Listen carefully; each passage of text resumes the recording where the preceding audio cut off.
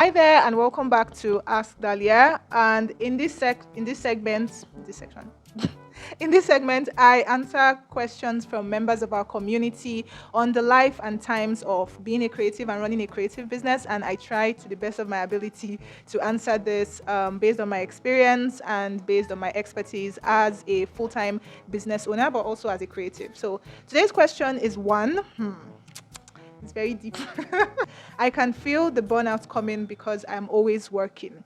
But I'm not. If you've never experienced burnout before, just thank God. Like I think that's the summary of the matter. Just be happy that you've never experienced it because it's not. It's like one of the worst things that can happen to you, whether or not you're a creative. Like even if you have a full time, job or you run a business, it's an absolute terrible thing to happen. So I can almost feel this person's struggle. And the good thing, in all honesty, I'm happy for this question because the good thing is that the person says I can feel it coming. So they may not already be burnt out, but it says, I'm not at a place where I can take breaks yet. And this is something that a lot of us feel because we're like, oh, I'm so busy. I have all these different things that I'm doing. How do I take breaks? And I'll be very honest with you. Like, I blame I don't know what to call them now, motivational speakers, healers, all those very strange people online that are telling you things that they know is not humanly possible. Like, excuse me, can you stop? The reason is because when we think of, breaks, social media has made going on breaks is different from what we now know in reality. What social media paints as going on a break is very different from what it can actually look like in reality, because on social media you see people traveling to Bali and traveling to one really fancy place, going to somewhere that is not very close to them, like some of us. And it's kind of like that's what you're thinking as a break. So when you think of breaks, you are literally thinking about close my laptop. In fact, don't even just throw it somewhere. Please don't throw your laptop away. Keep my laptop somewhere. I don't even need to take it with me. I'm just going to go somewhere and be totally free of work. Now, while I'm not saying that this is impossible, I'm just saying that this is not always the case for everybody, and especially depending on the level that you are as a creative and in your business. If you are just starting out a business, right, there are going to be difficult years. There are going to be times when you have to build, when you have to work really hard, and then you get to a point where everybody else says it's overnight success and you are making a good amount of money, you have a team possibly, and then you are able to afford to disappear. You understand? You're able to just disappear and your business is still running, everything is still working smoothly. I just want to add that first of all as a disclaimer so that we understand that there are levels to this. Please do not begin to think that because you are not able to travel to Bali or travel to China or Japan or wherever people are going to these days, that means that you are not able to take a break. So that's on one part.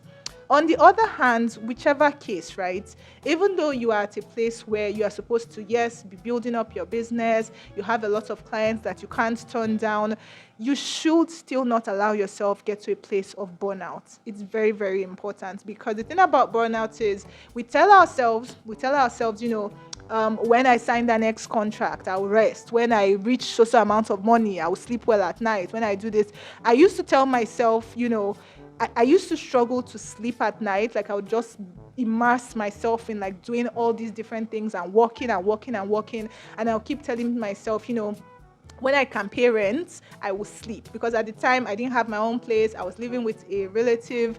And it was just like, when I can pay rent, I will sleep. I don't have enough money yet to rent my own place. So I will, be awake all night. And it got me so burnt out. It's such a terrible thing because when you are burnt out, you're not even able to serve those clients that you think you want to even, make some kind of money from. It's even going to be difficult to actually make any kind of money because you are so drained, you are so frustrated, and it may actually even affect your work. So what do you do, right? Three things. I think it's three things that I've written for this one.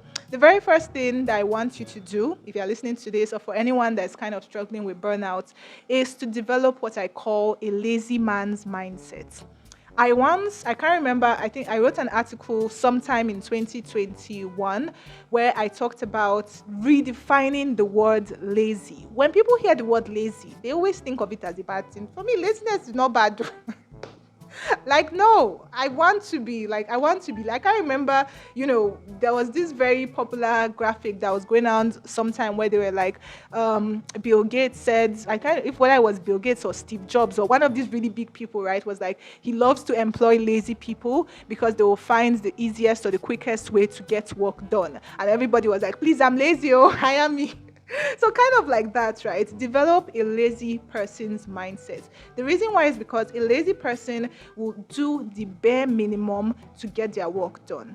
Not as if they will under deliver or deliver, crappy work that is not of high quality, but it simply means that they will remove all the unnecessary, do you have to, it's just like, imagine if you have a product launch coming up, right? And then you're already convincing yourself, I have to show up live every single day. I have to do this thing every single day. Do you really need to do all those different things, or are you just adding on extra stuff? It's just, think about your day-to-day work, right? And begin to notice the different places where your perfectionism is coming into the matter and making you complicate the work that you're doing more than you should have done it, right? Something you would have easily done, the right way you're supposed to do this thing, right? You can easily do it that way, deliver it to your clients, everybody's happy, you are paid, what you've been asked, you are paid for what you've been asked to do. But there's always that part of us that's like, I want to add extra, I want to shake, I want to show this person that I know what I'm doing. Please don't show anybody.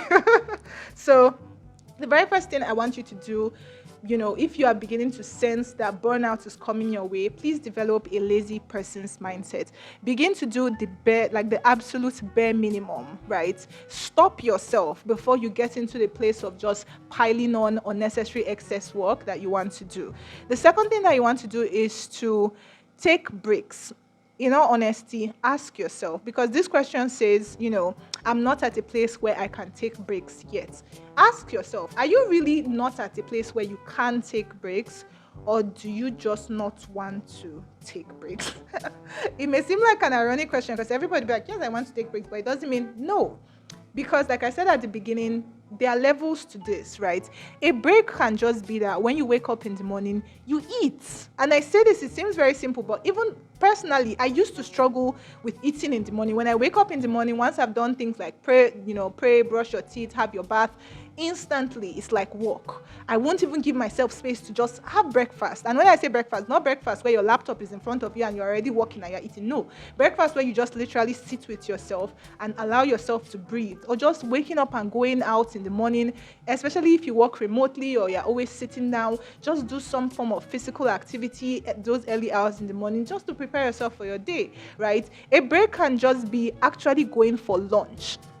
I cannot count. In fact, lunch has now become like a thing of the past. It's like, can you remember that thing, that word? What was that word when people go out in the afternoon to eat? Oh, lunch. Yeah, it's true. People used to.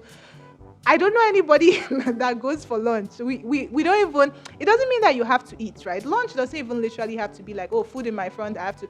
Lunch can just be just taking space from your work, like just step away from your laptop for a bit, right? So again, ask yourself, is it that you really cannot take breaks, or maybe you've defined something as a break and that is what you are sticking to? And then finally, please focus on other things that are within your control. Like I said, it can be really difficult at the beginning when you're starting off your business, when you're building up your career, to actually, reduce your workload because you are still building at that point. Please begin to, focus on other things that are within your control, such as saying no to people. That is something that is very much within your control. If you have an option to take on extra work and someone's like, oh, can you quickly, please no. No, right? I know that this comes from a place of people pleasing and wanting everybody to be happy with us, but you have to realize that if you get burnt out, those people you are trying to please, they would not be happy with you. So you are really shooting yourself, on the foot by just saying yes to everybody. So begin to look more at things that are within your control, such as saying no, such as your physical movement, right? Do you literally just sit down on your desk from morning to evening and you say that you are working? Please take like 30-minute breaks within your day to just walk around, step outside, go somewhere, buy something that is within your control. Another thing that's within your control is things like your diet. Food can even be something that influences your burnout, because if you're not eating well, if you are not, nourishing your body well enough, it can very quickly trigger things like anxiety, stress, frustration, which will just hasten the burnout process. And then even things like creating more beautiful experiences for yourself. What do you do during the weekend? If your Monday to Friday is very hectic, do you take out the time to make sure that your Saturday and Sunday is actually very beautiful? It makes you happy, you are doing things that you love, or do you go from having a hectic 9 to 5 to then frustrating yourself even the more on the weekend? So these are some of the things that you can begin to cover. Again, every single one of us, we have our own unique experiences when it comes to our businesses or our work. So at the end of the day, you really want to focus more on your own unique situation. But I can tell you for a fact that burnout is a terrible thing. And the best advice I can give to anyone when it comes to burnout is to begin to intentionally reduce your workload. It always seems impossible until you do it, right? It always seems like I have all these things, how do I? Please begin to notice things that are extra, which brings me to my very first tip and my most important tip. Develop a lazy man's mindset, right?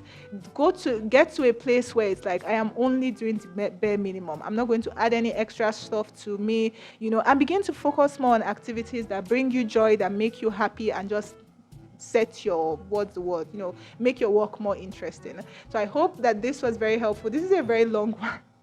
My back is spinning me.